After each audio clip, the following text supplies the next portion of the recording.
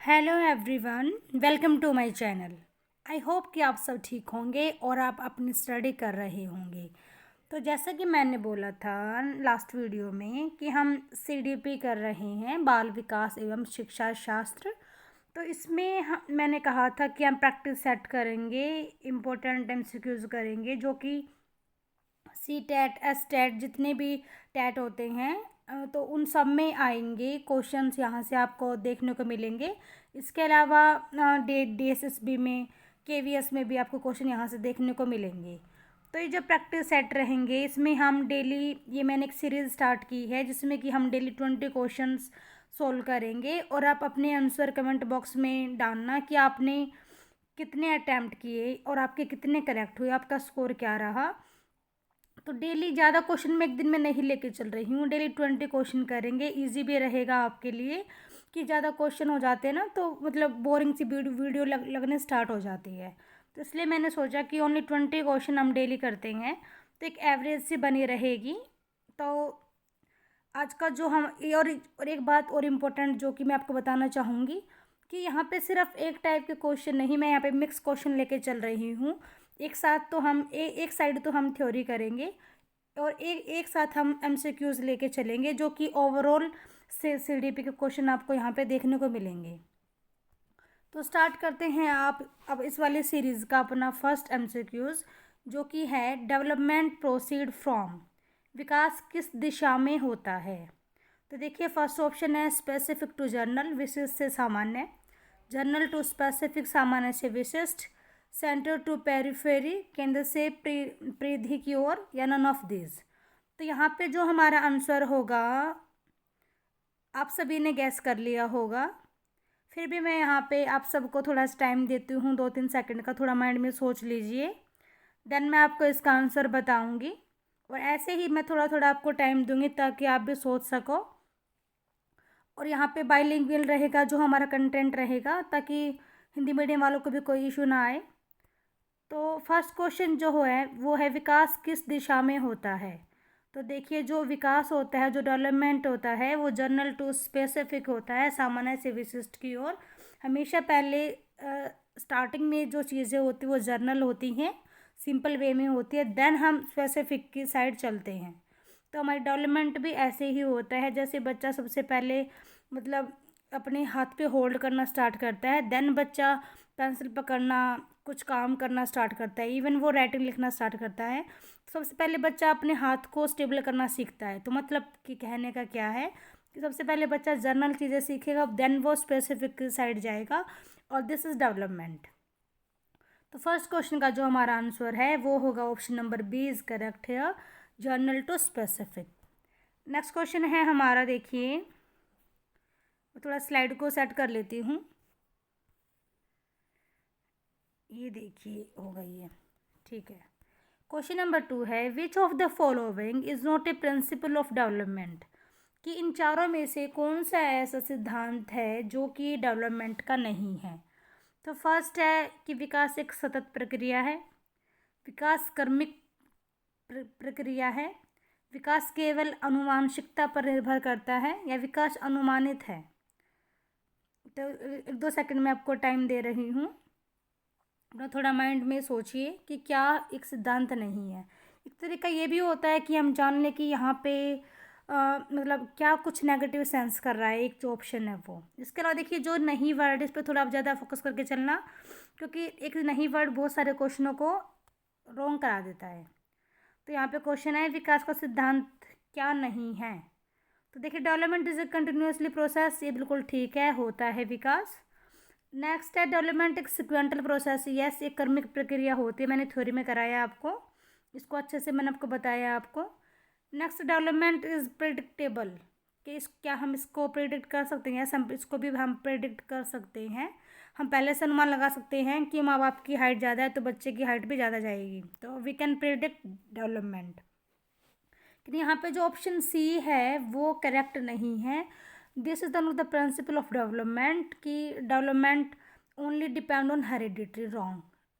Heredity और environment दोनों का ही इक्वली इम्पैक्ट होता है, इक्वली दोनों अफेक्ट करते हैं डेवलपमेंट को, ओनली हेरिडिटी नहीं करता। एनवायरनमेंट भी साथ में होता है। ये दोनों फैक्टर्स होते हैं जो कि डेवलपमेंट को अफेक्ट करते हैं, हेरिडिटरी एंड एनवायरनमेंट। तो क्वेश्चन नंबर 2 का यहाँ पे ऑप्शन नंबर सी हमारे यहाँ पे करेक्ट हो जाएगा, development depend only on hereditary. Next चलते हैं अपने क्वेश्चन नंबर 3 की तरफ।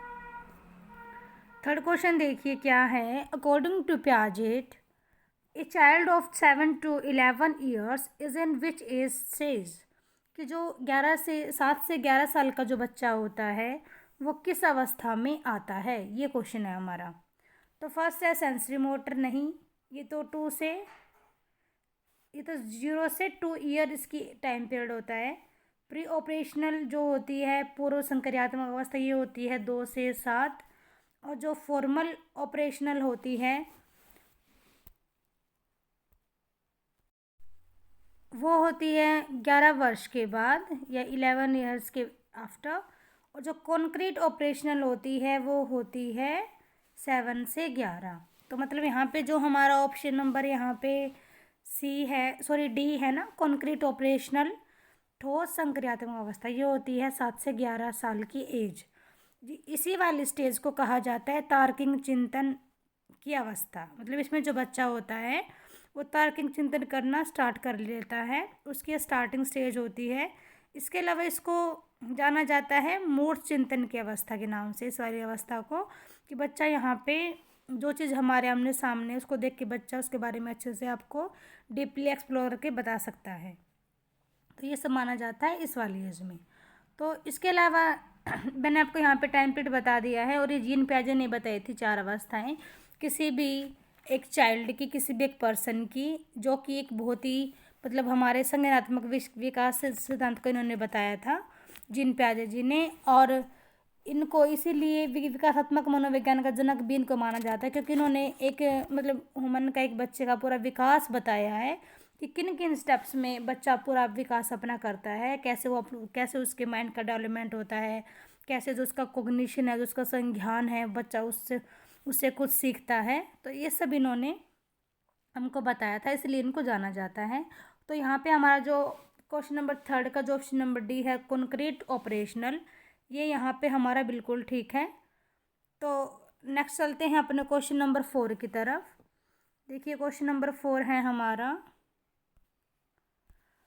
विच of the following is the best method to study child behaviour, कि यदि हम बाल व्यवहार का अध्ययन करना चाह रहे हैं, यदि हम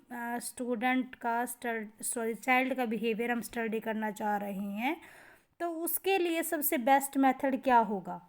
तो first option experimental method, second is observational method, case study method, या इंटरव्यू मेथड। तो देखिए यदि हम बात करते हैं चाइल्ड बिहेवियर की, तो उसके लिए जो सबसे बेस्ट ऑप्शन होता है, जो एक मेथड है अच्छे से जिसके हम बिल्कुल ऑथेंटिक हम पा सकते हैं, तो उसके लिए ऑप्शन बी हमारा करेक्ट रहेगा। ऑब्जर्वेशनल जो मेथड होता है, हम बच्चे को ऑब्ज़र्व करते हैं, हम उसकी एक्टिविटीज़ को ऑब्ज़र्व करते हैं कि बच्चा कैसे सीखता है, बच्चे ने क्या किया, कैसे वो परफॉर्म कर रहा है, कैसे वो अपने आप को यहाँ पे शो कर रहा है, रिप्रेजेंट कर रहा है। तो हम by the use of observation method we can find the study of a child accordingly. तो कहने का मतलब क्या है कि बेस्ट मेथड जो होता है किसी भी चाइल्ड के बिहेवियर को स्टडी करने का, तो वो कौन सा बिल्कुल बेस्ट होता है, तो वो ऑब्जर्वेशनल मेथड बिल्कुल करेक्ट होता है। तो यहाँ पे हमारा जो आंसर है वो ऑप्शन नंबर बी बिल्कुल करेक्ट जाएगा। नेक्स्ट है हमारा क्वेश्चन नंबर 5, जो कि है, एक मिनट रुकिए मैं थोड़ा स्लाइड को सेट कर लेती हूँ। ओके चलते हैं। विच of the following psychologist is associated with the concept of zone of proximal development, जो निकटवर्ती विकास जो क्षेत्र की जो अवधारणा थी वो किस मनोवैज्ञानिक ने दी थी, ये क्वेश्चन है। तो देखिए ये जो क्वेश्चन है उसका आंसर जो हमारा होगा वो इन चारों में से होगा।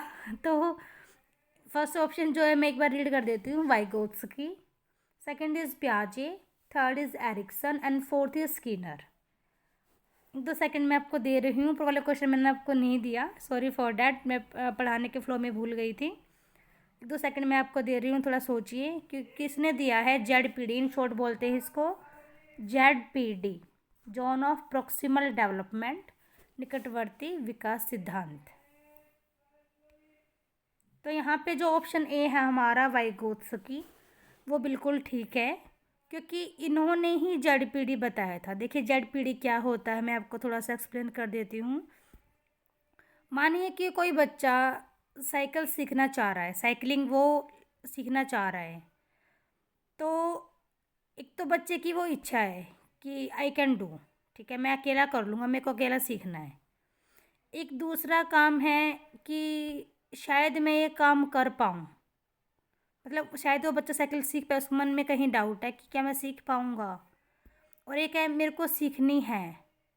तो इन दोनों के बीच में जो डिफरेंस होता है ना, कि मैं मतलब काम को कर पाऊँगा और एक नहीं कर पाऊँगा, और बीच का जो डिफरेंस होता है जोन ऑफ प्रॉक्सिमल डेवलपमेंट, कि जो उसको जो वो काम सीखना चाह रहा है, वो बच्चा साइकिल सीखना चाह रहा है, तो उसके पास का जो डेवलपमेंट का एक जो एरिया रहेगा ना, उसको कहते हैं Z P D, zone of proximal development. तो यहाँ पे क्वेश्चन नंबर 5 का जो हमारा ऑप्शन ए है वाइगोत्स्की, वो बिल्कुल ठीक है। नेक्स्ट चलेंगे हम क्वेश्चन नंबर 6 की तरफ। क्वेश्चन नंबर 6 है हमारा, Erikson psycho social theory emphasises. जो एरिक्सन का जो मनोसामाजिक सिद्धांत है, वो किस बात पर बल देता है? तो जो क्वेश्चन नंबर 6 है वो हमारा ये है। ऑप्शन नंबर फर्स्ट है cognitive development, moral development, emotional and social development and physical development. तो एक दो सेकंड आपके पास है, थोड़ा सोचिए।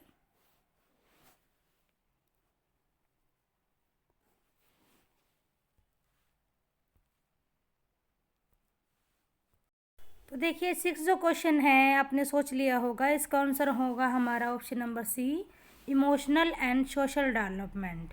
भावनात्मक एवं सामाजिक विकास जो है इस वाले सिद्धांत में, इस वाले कंसेप्ट पे बात करते हैं एरिक्सन। और इन्होंने सिद्धांत दिया था, कौन सा आपको विजिबल होगा, मनोसामाजिक सिद्धांत इन्होंने दिया था। उस सिद्धांत में ये बात करते हैं भावनात्मक और सामाजिक विकास की। देखिए जो एरिक्सन जी थे उनको नव फ्राइडवादी माना जाता है। जो एरिक्सन थे वो काफ़ी हद तक फ्राइड के मतलब विचारों से प्रभावित थे, लेकिन वो इनकी एक बात से प्रभावित नहीं थे, मतलब ये उसका अपोज करते थे। कि फ्राइड का ये मानना था कि बच्चा जो होता है उसके विकास पर काम प्रवृत्ति का बहुत ज़्यादा मतलब इम्पैक्ट रहता है, ऐसा ऐसा मानना था फ्राइड का। लेकिन एरिक्सन ये मानते थे कि नहीं, काम प्रवृत्ति का नहीं, बल्कि जो हमारे सामाजिक अनुभूतियाँ हैं, जो हम फील करते हैं, जो हम मतलब अपने आप को रिप्रेजेंट करते हैं वहाँ पे, जो हमारी फीलिंग्स है, जो हमारी सेंसेशन है, तो उन सब का इम्पैक्ट पड़ता है किसी भी बच्चे के डेवलपमेंट पे। तो ये मानना था एरिक्सन का, और इसी के चलते उन्होंने अपनी एक अलग से बुक लिखी थी, चाइल्डहुड एंड सोसाइटी। तो उसके अंदर ही उन्होंने 8 एजेस बताई थी, 8 स्टेजेस बताई थी, जो कि मैं कंसेप्ट करा भी चुकी हूँ। आपको चैनल पे वीडियो मिल जाएगी अलग से, आपको मैंने इस वाले सिद्धांत को अच्छे से कराया, तो आप वहाँ पे जाके भी देख सकते हो। तो इन्होंने इनका मानना यही था कि बच्चे के विकास पे सिर्फ मतलब काम प्रवृत्ति का नहीं, सामाजिक सामाजिक डेवलपमेंट का भी, या सामाजिक हमारी जो अनुभूति हमारी फीलिंग्स है उसका भी इम्पैक्ट आता है।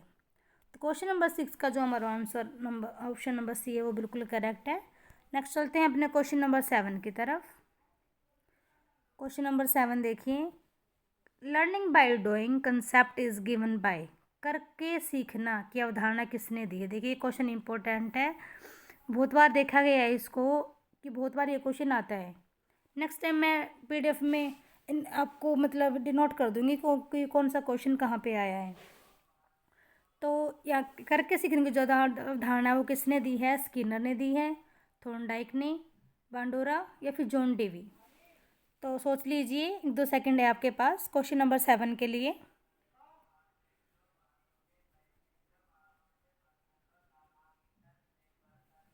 तो देखिए क्वेश्चन नंबर 7 का जो ऑप्शन नंबर डी है वो बिल्कुल करेक्ट है, जॉन डेवी। जॉन डेवी ने कहा था कि जो बच्चे खुद से करेंगे उसको ही बच्चे बहुत अच्छे से सीखेंगे, मतलब बच्चे को करके सिखाया जाए, एजुकेशन को चाइल्ड सेंटर्ड बनाया जाए, ना कि करिकुलम सेंटर्ड या फिर टीचर सेंटर्ड एजुकेशन नहीं होनी चाहिए। लर्निंग बाय डूइंग बच्चों को सिखाया जाए, बच्चे करके सीखे, ऐसा मानना किसका था? जॉन डेवी का। क्वेश्चन नंबर 7 का ऑप्शन नंबर डी हमारे यहाँ पे बिल्कुल करेक्ट हो जाएगा।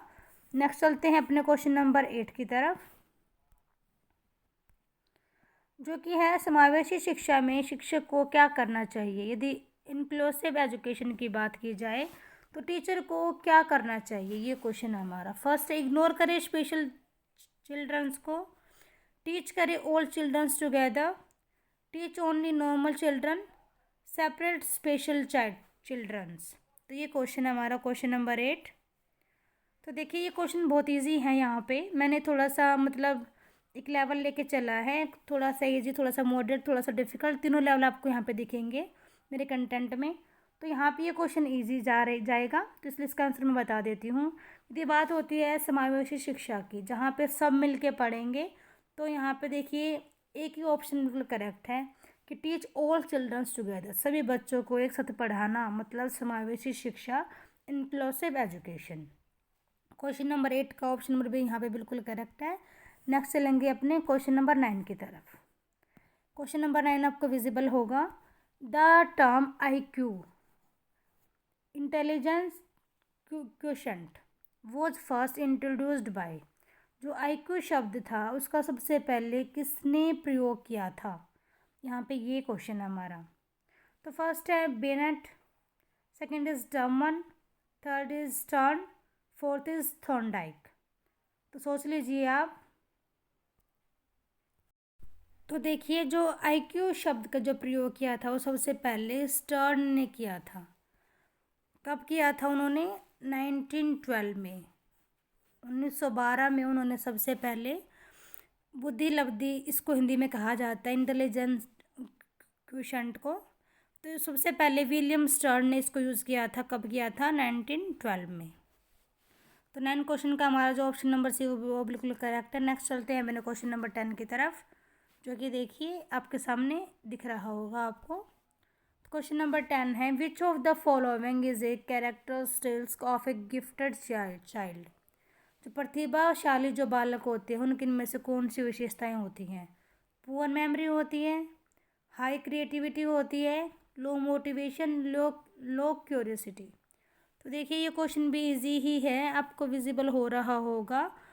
एक तरीका ये भी होता है कि हम सारे ऑप्शंस को ध्यान से देखें कि कौन सा पॉजिटिव सेंस दे रहा है, कौन सा नेगेटिव सेंस दे रहा है। तो यहाँ पे क्वेश्चन जो है वो पॉजिटिव सेंस में जा रहा है, तो जो ऑप्शन बी है सिर्फ वही यहाँ पे पॉजिटिव सेंस दे रहा है, हाई क्रिएटिविटी। बाकी तो देखिए पुअर मेमोरी है तो वो तो हो ही नहीं सकती, यदि वो गिफ्टेड चाइल्ड है तो। लो मोटिवेशन में नहीं हो सकता, लो क्यूरियोसिटी भी नहीं हो सकती। तो जो ऑप्शन बचा ऑप्शन नंबर बी, वो जो कि बिल्कुल ठीक है, हाई क्रिएटिविटी होती है इन बच्चों में, हाई क्रिएटिव माइंडेड ये बच्चे होते हैं। मतलब इनमें क्रिएटिविटी और इनकी जो एक्सप्लोरेशन जो क्वालिटी होती है वो बहुत ही हाई लेवल की होती है। तो क्वेश्चन नंबर 10 का जो ऑप्शन नंबर बी है वो बिल्कुल करेक्ट है, हाई क्रिएटिविटी। नेक्स्ट हमारा क्वेश्चन नंबर 11। तो देखिए क्वेश्चन नंबर 11 क्या है, according to Kohlberg moral development is based on, कि जो नैतिक विकास जो होता है वो किस पर आधारित होता है, किसके अनुसार? कोहलबर्ग के अनुसार। फर्स्ट है social approval, emotional maturity, cognitive development, punishment और ओबीडियंस। तो सोच लीजिए थोड़ा माइंड में, ये क्वेश्चन थोड़ा सा लेवल का है तो थोड़ा सोचिए प्लीज़।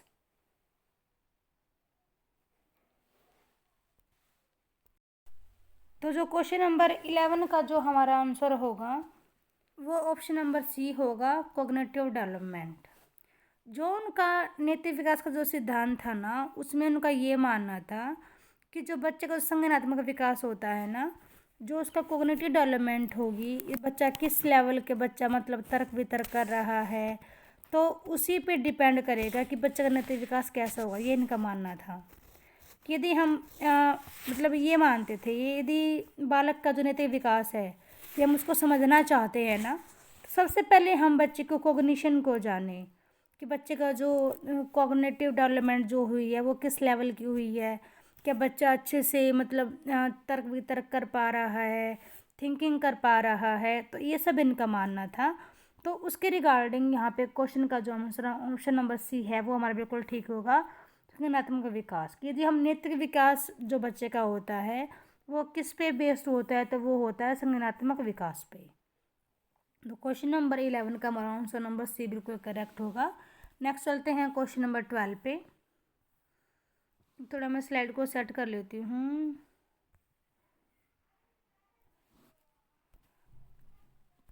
तो क्वेश्चन नंबर 12 है हमारा, which of the following best describe scaffolding. तो देखिए, जो स्केफोल्डिंग का जो कंसेप्ट है वो भी वाइगोत्स्की ने दिया है। उसके बारे में हम थोड़ा सा मैं बताऊंगी, आपको एक्सप्लेन करूंगी। पहले हम थोड़ा क्वेश्चन को पढ़ लेते हैं। निम्न में से कौन सा स्केफोल्डिंग का सर्वोत्तम वर्णन करता है? फर्स्ट है giving extra homework, provide temporary support to learners, punishing students for mistake, ignoring learners difficulties. तो थोड़ा सोचिए आप इसके बारे में। तो देखिए, जो 12th क्वेश्चन का जो हमारा आंसर होगा वो ऑप्शन नंबर बी होगा, providing temporary support to learner, शिक्षार्थी को अस्थायी सहायता प्रदान करना। देखिए, स्कोप फोल्डिंग जो कंसेप्ट है, स्केप फोल्डिंग, वो दिया है वाइगोत्स्की ने। इसके अलावा जेड जो मैंने आपको कराया था वो भी वाइगोत्स्की ने जी ने दिया था। तो उसमें इन्होंने बताया था, जो कि मैंने आपको बताया था उधर पहले, जेड क्या था, जोन ऑफ प्रॉक्सिमल डेवलपमेंट। तो यहाँ पे ऐसे ये कंसेप्ट एक है स्केप फोल्डिंग।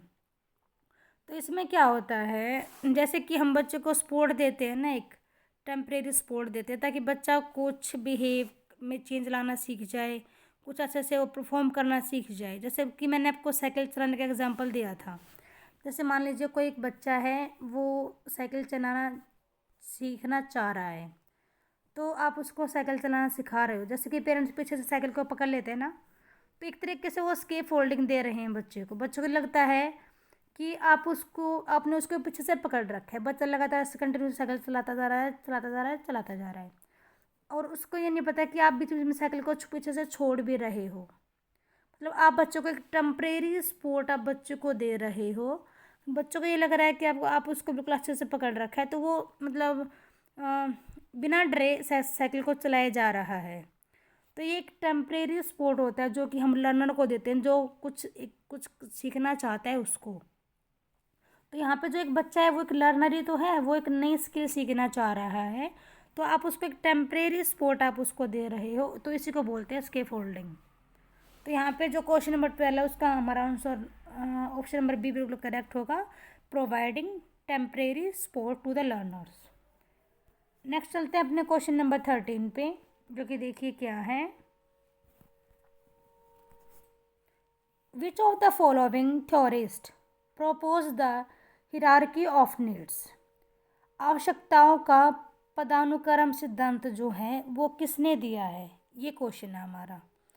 तो देखिए, ऑप्शन नंबर ए है हमारा Maslow, option number B is Freud, C is Skinner and fourth is पावलव।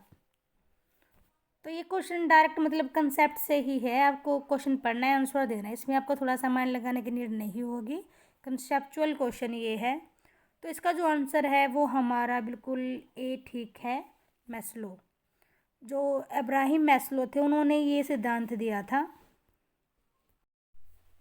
जो ये वाला सिद्धांत है ना, आवश्यकता का सिद्धांत, जो कि अब्राहिम मास्लो ने दिया था, ये उन्होंने दिया था 1943 में। 1943 में उन्होंने दिया था, और उन्होंने एक थ्योरी दी थी जो कि थी ए थ्योरी ऑफ ह्यूमन मोटिवेशन के नाम से। उन्होंने इस वाले सिद्धांत के अंदर ही उन्होंने ये वाला सिद्धांत दिया था, आवश्यकताओं का सिद्धांत। उन्होंने जो एक ग्रंथ लिखा था, उन्होंने एक ये नॉवल लिखी थी, ए थ्योरी ऑफ ह्यूमन मोटिवेशन। इसके अंतर्गत उन्होंने ये दिया हिरार्की ऑफ नीड्स का थ्योरी उन्होंने ये दी थी। और ये दी कब दी थी, उन्होंने दी थी 1943 में। देखिए, इसमें उन्होंने है ना टोटल मतलब 5 अवस्थाएं बताई है। इस सिद्धांत में उन्होंने 5 अवस्थाएं बताई हैं। तो वो मैं आपको बता देती हूँ कितनी बताई हैं, 5 अवस्थाएं बताई हैं। तो फर्स्ट जो अवस्था उन्होंने बताई है वो बताई है शरीर या दैहिक आवश्यकताएं। सबसे पहली है शारीरिक जो नीड्स होती है, हमारी बेसिक नीड्स जो होती हैं। मैं यहाँ पे इसको लिख नहीं पाऊँगी अच्छे से, तो अब मैं आपको बता रही हूँ, आप ध्यान से सुनिएगा। फर्स्ट है दैहिक आवश्यकताएं, सेकंड है सुरक्षा की आवश्यकताएं, थर्ड है स्नेह की आवश्यकता या प्यार की आवश्यकता, फोर्थ है सम्मान की आवश्यकता, और फिफ्थ है जो कि लास्ट है आत्म सिद्धि की आवश्यकता या आत्म अनुभूति की आवश्यकता। तो उन्होंने ये 5 आवश्यकताएं बताई हैं। उन्होंने कहा था कि जो ये 5 आवश्यकताएं होती है ना, ये 5 आवश्यकताएं हमें कुछ सीखने के लिए, कुछ लर्निंग के लिए मोटिवेट करती हैं। ये इनका मानना था, इब्राहिम मास्लो का। तो ये वाला सिद्धांत उन्होंने दिया था, कब दिया था? 1943 में। तो क्वेश्चन नंबर 13 का जो हमारा आंसर होगा वो ए होगा, इब्राहिम मास्लो, जो कि बिल्कुल करेक्ट रहेगा। नेक्स्ट चलते हैं क्वेश्चन नंबर 14 पे। क्वेश्चन नंबर 14 देखिए, learning is the modification of behaviour through experience, who said this? किसने कहा था? सीखना अनुभव के माध्यम से व्यवहार का परिवर्तन है। तो ये बांडुरा ने कहा था, स्किनर ने, थॉर्नडाइक ने, या प्याजे ने? तो ये क्वेश्चन हमारा क्वेश्चन नंबर 14, थोड़ा सा सोच लीजिए। मैंने यहाँ पे एक डेफिनेशन भी डाली है, क्योंकि डेफिनेशन बहुत बार एग्जाम में पूछ ली जाती है। तो थोड़ा सा ये इजी डेफिनेशन थी, इसलिए मैंने यहाँ पे डाली है। उसके चांसेस भी बहुत ज़्यादा है आने के एग्ज़ाम में, आती भी है। तो 14 का जो आंसर हमारा सी होगा, थॉर्नडाइक। उनका ये कहना था कि जो सीखना होता है वो हमारे अनुभव के माध्यम से हम ही हमारे बिहेवियर को चेंज कर सकता है, उसमें चेंजेस ला सकता है। तो ऐसा मानना था थॉर्नडाइक जी का। तो 14 का जो ऑप्शन नंबर सी हमारा होगा वो बिल्कुल ठीक होगा। नेक्स्ट है question number 15। The term redness in learning refers to, readiness sorry, जो सीखने में जो तत्परता होता है उसका क्या अर्थ होता है? जैसे हम बहुत ज़्यादा मतलब हम सीखने के लिए तत्पर हैं, हम कुछ सीखना चाहते हैं, हमारे अंदर क्यूरियोसिटी है, हमारे अंदर जिज्ञासा है, तो मतलब इसका मीनिंग क्या है? Mental and physical preparedness, interest in learning only, teachers motivation, parental pressure. ये 4 ऑप्शन है। ये क्वेश्चन भी थोड़ा सा मॉडरेट में जाएगा। तो जहाँ पे 15 का जो आंसर होगा वो आपको पता चल ही गया होगा, आपने गैस कर लिया होगा, आपको पता ही होगा। तो ऑप्शन नंबर ए है जो वो बिल्कुल ठीक है, मेंटली एंड फिजिकली प्रिपेयर्डनेस। क्या आप बिल्कुल फुली प्रिपेयर हो, चाहे वो मेंटली लेवल पे हो या फिजिकल लेवल पे हो? क्या आप मतलब लर्निंग के लिए आप बिल्कुल रेडी हो, आप सीखना चाहते हो, आप बिल्कुल अटेंटिव हो? तो क्वेश्चन नंबर 15 का जो हमारा आंसर नंबर ए होगा, ऑप्शन नंबर ए, वो बिल्कुल करेक्ट रहेगा। नेक्स्ट चलते हैं अपने क्वेश्चन नंबर 16 पे। 16 क्वेश्चन है, देखिए, according to Vygotsky language play an important role in, मतलब इनके अनुसार भाषा की जो महत्वपूर्ण भूमिका होती है वो क्या होती है? कि जो लैंग्वेज है वो किस में अपना रोल प्ले करती है? इमोशनल डेवलपमेंट में, कोग्निटिव डेवलपमेंट में, मोरल डेवलपमेंट में, या फिजिकल डेवलपमेंट में? सोच लीजिए थोड़ा सा, 1-2 सेकंड देती हूँ आपको। यदि आपको ज़्यादा टाइम चाहिए तो आप वीडियो को पॉज करके भी देख सकते हो। तो यहाँ पे जो क्वेश्चन नंबर 16 का जो हमारा आंसर नंबर, तो जो 19वां क्वेश्चन है हमारा, तो इसका जो हमारा आंसर रहेगा वो रहेगा option number C, conditioning theory, जो कि दी थी बी.एफ. स्किनर जी ने। तो बी.एफ. स्किनर जी ने ये कहा था कि जो रिवार्ड जो पनिशमेंट, 2 वर्ड है, ये बहुत इंपॉर्टेंट रोल प्ले करते हैं। मे भी कुछ कन्फ्यूजिंग हो गई थी वीडियो में, मे बी मैंने ये क्वेश्चन कराया पहले, नहीं कराया, मेरे को याद नहीं है अभी, क्योंकि वीडियो पॉज हो गई थी बीच में, सॉरी फॉर डैट। तो क्वेश्चन नंबर 19 का जो आंसर है वो हमारा 20 ठीक, 19 का ऑप्शन नंबर सी करेक्ट रहेगा, conditioning theory. And next in the last question of this video, question number 20, that is in child centered education the main focus is on, बाल केंद्रित जो शिक्षा होती है उसमें मुख्य ध्यान किस बात पर रहता है? टीचर पे, चाइल्ड पे, करिकुलम पे, एग्जामिनेशंस पे? तो देखिए जो चाइल्ड वर्ड है ना, बालक, यदि चाइल्ड सेंट्रल एजुकेशन है तो ऑब्वियस सी बात है कि चाइल्ड पे फोकस रहेगा, करिकुलम भी उस बच्चे के अकॉर्डिंग बनेगा, टीचर भी बच्चे के अकॉर्डिंग पढ़ाएगा, एग्जामिनेशन भी बच्चों के लेवल को देख के पूछी जाएंगी। तो यदि चाइल्ड सेंटर्ड है तो बच्चे के अकॉर्डिंगली सारा एनवायरनमेंट बच्चों को दिया जाएगा, एक्टिविटी भी बच्चे के अकॉर्डिंग कराई जाएंगी। तो यहाँ पे जो 20 क्वेश्चन जो हमारा है उसका जो ऑप्शन नंबर बी है वो हमारा रहेगा ऑप्शन बिल्कुल करेक्ट है, ऑप्शन नंबर बी चाइल्ड। तो आज हमने किए 20 क्वेश्चन। आई होप कि आपको समझ में आए होंगे और आपको थोड़ा बहुत यहाँ पे इंटरेस्ट भी आपका डेवलप हो गया होगा। तो यदि आपको पसंद आया तो प्लीज़ वीडियो को लाइक कीजिएगा, शेयर कीजिएगा ताकि औरों को भी हेल्प हो जाए, और सब्सक्राइब कीजिएगा चैनल को। इसके अलावा मेरा एक चैनल और है, आप वहाँ पे भी जाके देख सकते हो। मैं उसका लिंक यहाँ पे वीडियो में आपको दे दूँगी। ये मेरा सेकंड चैनल है। तो यदि आपका कंटेंट अच्छा लगा हो और आपकी हेल्प हो रही है तो प्लीज़ वीडियो को लाइक कीजिएगा, शेयर कीजिएगा और दूसरों को भी बताइएगा ताकि उनकी भी हेल्प हो जाए, और मेरे चैनल को सब्सक्राइब कीजिएगा। इसके अलावा अपने कमेंट में अपने बताना क्या आपने कितने, आपके यहाँ पे कितना स्कोर रहा, कितने आपने अटैम्प्ट किए, और यदि आपको लग रहा है कि कुछ चेंज यहाँ पे करने की नीड है तो मेरे को कमेंट बॉक्स में बताइएगा। मैं उसको भी यहाँ पे आपकी बात को प्रेफरेंस दूंगी। इसके अलावा यदि कोई इशू है, कोई प्रॉब्लम है, कहीं आपको लग रहा है कि हाँ यहाँ पे आपको नीड की, या मतलब ये नीड फील हो रही है आपको, तो आप बता सकते हो।